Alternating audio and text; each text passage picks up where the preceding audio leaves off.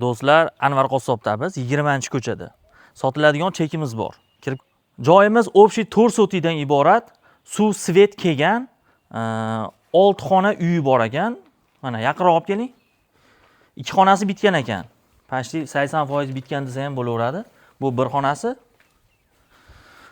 Xo'p, bu yana bir xonasi.